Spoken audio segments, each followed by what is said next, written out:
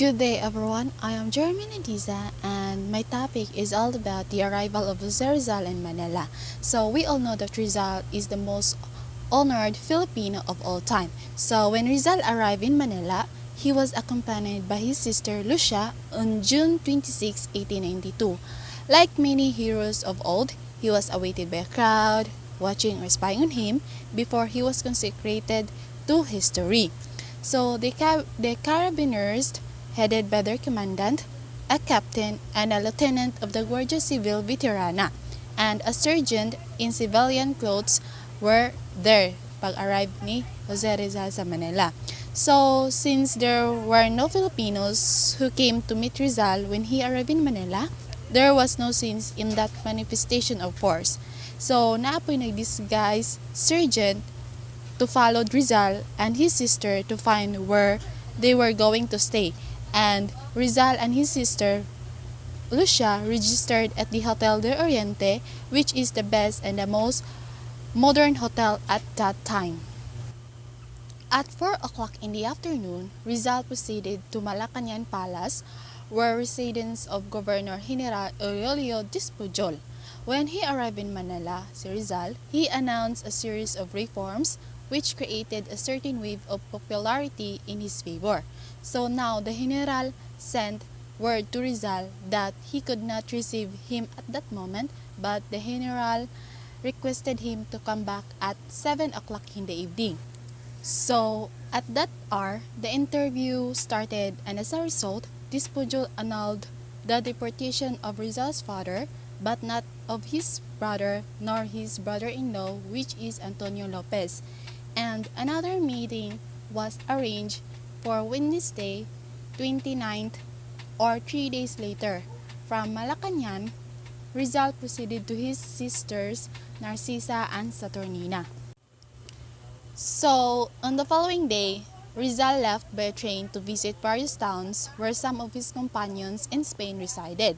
Among Rizal visited are Pedro Serrano Lactao, Timoteo Pais, and the parents of Valentin Ventura, who had collaborated with him in financing el filibusterismo. So, he was gone only 2 days. So, he failed to notice that he was being followed by the police. So, sa iyang pag-adto, wala siya kabalo, nagisunda na dahil siya sa mga pulis. So, on Wednesday, 29th, he went to Malacañang for another appointment with the Governor General. The interview lasted only for 2 hours. He did not succeed in obtaining the freedom of his brother, but he left with the prospect of succeeding in the near future. So, on Thursday, Rizal had another meeting with Despujol. This time, the matter of Sir Rizal is the Borneo settlement, but Despujol expressed strong opposition to the idea. What is surprising is that Rizal had hoped for the acceptance of the project, which is the Borneo settlement. The Governor General offered lands, a league, and half from Calamba. So, in this particular season, Despujol annulled the deportation of Rizal's brother, and on Sunday, July 3, Rizal went personally to thank the governor and to inform him that his father and brothers were arriving by the first boat available. The general then inquired whether or not Rizal wanted to return to Hong Kong. Then Rizal replied affirmatively. The meeting ended up with an agreement to resume talks the following Wednesday on July 6. And on the night of July 3, Sunday, Rizal went to the house of Doroteo Onghongco, where the organization of La Liga Filipina was founded. So, on July 5, Tuesday, all the houses that Rizal visited was searched by the police. Suspicion arose from the fact that all the houses visited by Jose Rizal were inhabited by the Masons. The police found some denunciations against the friars, some Masonic signs, and some copies of No Limitang Here and El Filibusterismo. The worst fear was confirmed. Rizal's steps have been constantly tracked. So, on the July 6, the most dramatic conference between Rizal and the governor took place. Dispujol asked him again whether he still wished to return to Hong Kong, and again Rizal replied in the affirmative.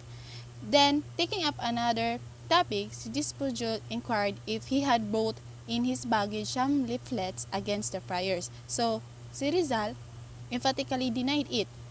Wala ko no. Then, Dispujol showed him one of the leaflets which allegedly had been found inside Rizal's suitcases in his room at the Hotel del Oriente, which his sister and Rizal stay in when Rizal first arrived in Manila. So, he then asked Rizal to whom the pillows and mats belong, and then ingon po si Rizal to my sister. So, the general concluded that Rizal was trying to throw the blame to his sister Lucia. So, this was of course utterly improbable. Such conduct was contradictory to and unworthy of a man who did not fear death, as proven by the act of presenting himself in the Philippines, despite all the perils and in spite of all the advice to the contrary. So, because of the incident, Dispujol then informed Rizal that he was under arrest as of that moment, and that his nephew and assistant, Ramon Dispujol, would escort him in the palace coach to Fort Santiago. He had the means to dissuade Rizal and to render him impotent, for it was thought that his further stay in Manila was indeed dangerous. So, ang pag-uli din ni Rizal sa Manila kay maon na dito ang pinaka-dangerous niya na moment. So, from July 6 to 14, he was in a state of incommunicado. During those 9 days, there were 3 forces that exerted various pressures on the governor to influence the governor's decision on the fate of the prisoner. So, the same night that Rizal was held incommunicado at Fort Santiago, na a group of result men secretly meet in the house of Deodato Arellano. This group of men was composed of Arellano himself, Andres Bonifacio, Valentin Diaz, Teodoro Plata, Jose Dizon, and Ladislao Diwa. It has been said that it was at this meeting that the Katipunan was founded. Kaning meeting sa group of men na nagkita sa balay ni Deodato Arellano kay mauna ni ang Katipunan was founded. It has been said that it was this meeting that the Katipunan was founded. So, one might say that while the Katipunan was coming to life, La Liga Filipina, with its program of deferred action, was dying. Kay tungod man sa Katipunan, kay bago naman po na founded ang Katipunan. So, ang katong La Liga Filipina kay murag ni ubos-ubos na siya. So, Rizal did not have any participation in the Katipunan since he was in prison in incommunicado at Fort Santiago. So, paghimo pa ani ng Katipunan, which is founded by the group of result men, kay wala na ilabot si Rizal ani kay tungod na preso siya. So, that would be the end of my report. Thank you for listening, and please stay tuned for the next reporter. Thank you.